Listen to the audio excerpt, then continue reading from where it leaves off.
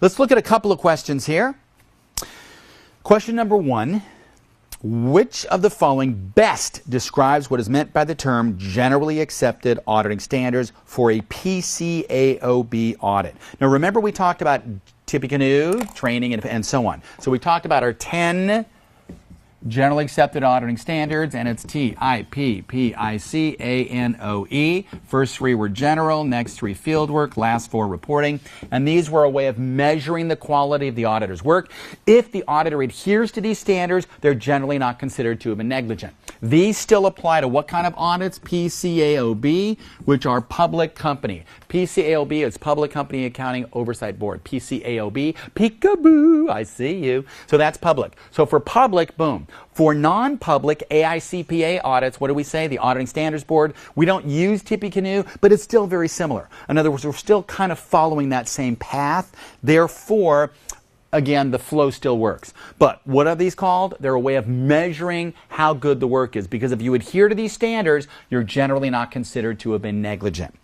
A, rules acknowledged by the accounting profession because of their universal application. That would be more like auditing standards. Pronouncements issued by the Auditing Standards Board. That would be SAS's, Statements on Auditing Standards.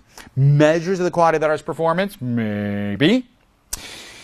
D, procedures to be used to gather evidence. That would be an act to be performed. That would be like a substantive test. So what is a substantive test? Send confirmation, foot schedule, crossfoot, and so on. So what's the best answer? C.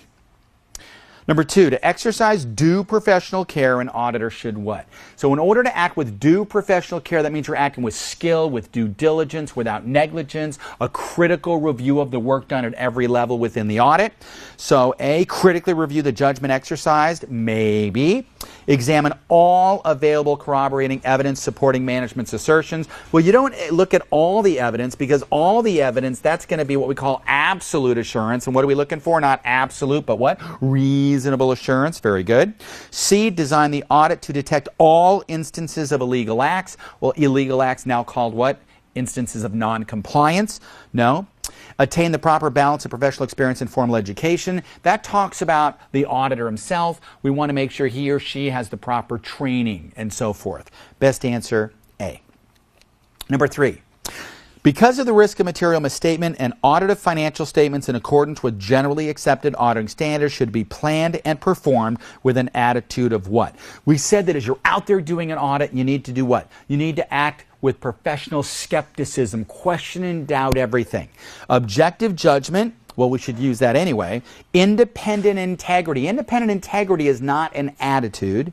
Professional skepticism, maybe.